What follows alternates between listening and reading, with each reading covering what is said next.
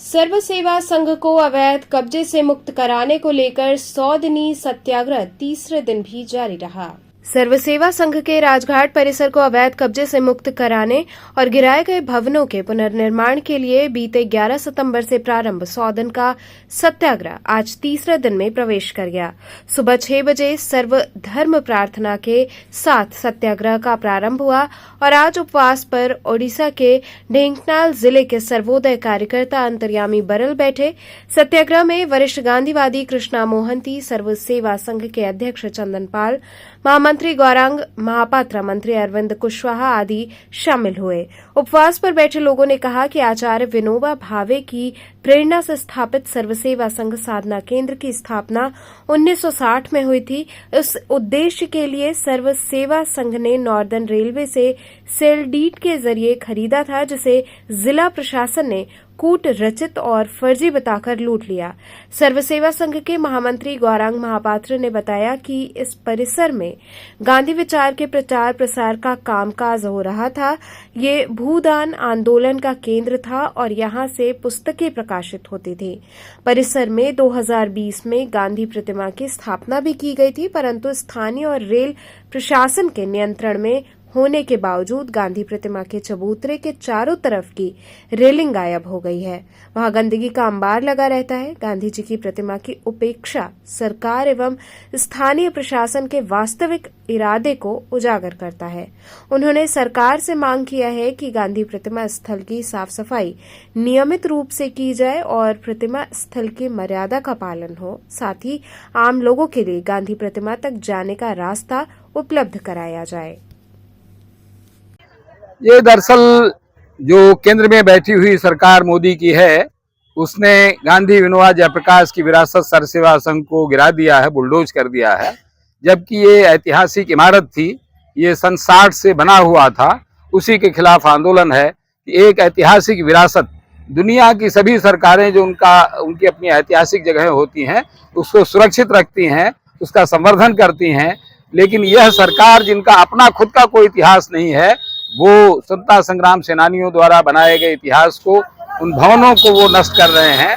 उसी के खिलाफ हमारा ये आंदोलन है। तो कब तक चलेगा ये आंदोलन? ये आंदोलन हमारा 100 दिन तक चलेगा और अगर फिर भी ये नहीं सुनते हैं, अगर ये हमारी जमीन वापस नहीं करते हैं, तो हमारी लड़ाई आगे भी जारी रहेगी, कोर्ट में भी है। और फिर हम लोग देश भर के, जैसे आज हम 100 दिन का उपवास कर रहे हैं, अनशन कर रहे हैं, ऐसे हम फिर आमरण अनशन भी करेंगे। और कईवां दिन है आपका? आज तीसरा दिन है आंदोलन का। ये लगातार अभी चलता रहेगा? लगातार 100 दिन तक चलेगा ये। इसके बाद अगर मांगे नहीं पूरी हुई? अगर नहीं हुई तो फिर हम यहाँ से दिल्ली के लिए पैदल मार्च करेंगे, और अगर फिर भी नहीं हुआ तो हम दिल्ली में बैठ करके देश भर के, दुनिया भर के जितने भी गांधीवादी हैं वो आमरण अनशन करेंगे, हजारों की संख्या में लोग।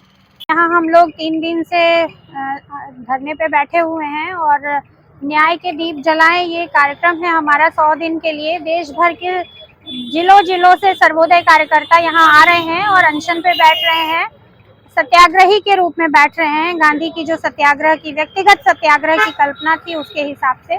और आप सब जानते ही हैं कि हमारा ये परिसर साधना केंद्र सर्व सेवा संघ का जो परिसर 1960 से बना हुआ परिसर, हमारी खरीदी हुई जमीन रेलवे से बैनामा था, जिसकी बाकायदे रजिस्ट्री का पैसा ट्रेजरी में जमा हुआ था। उस जमीन पे 45 से ज्यादा जो भवन बने हुए थे, जिसमें गांधी विचार की किताबों का उत्पादन केंद्र जो प्रकाशन था हमारा, जिसमें रेलवे बुक स्टॉल्स पे किताबें जाती थी, 2 करोड़ से ज्यादा की किताबें थी, उन सबको फेंक दिया। और उन 12 अगस्त को पिछले साल उसको बुलडोजर से 45 बिल्डिंगों को गिरा दिया, जिसमें 50 की संख्या में फ्लैट, हॉल, सब बिल्डिंग थी। और वो धरोहर थी जिसमें विनोबा जी जैसे, जयप्रकाश नारायण जैसे भारत रत्न लोगों ने के मेहनत से और उनके लिए जनता के योगदान से ये बना था। तो हम लोग इसके खिलाफ लड़ाई लड़ रहे हैं, क्योंकि ये जो बुलडोजर राज है उसने गरीबों के घर तोड़े हैं और विरासतों को नष्ट किया है।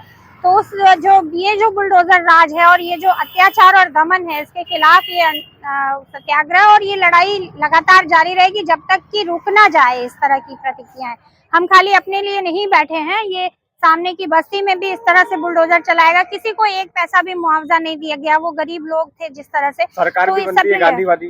और सरकार का जहां तक सवाल है ना, तो सरकार तो जिस विचारधारा की है, उनको तो गोडसे के फॉलोअर चाहिए इस देश में, जो 12 साल 12वीं में पढ़ने वाले बच्चे के ऊपर गोली चला रहे हैं गौरक्षक के नाम पर।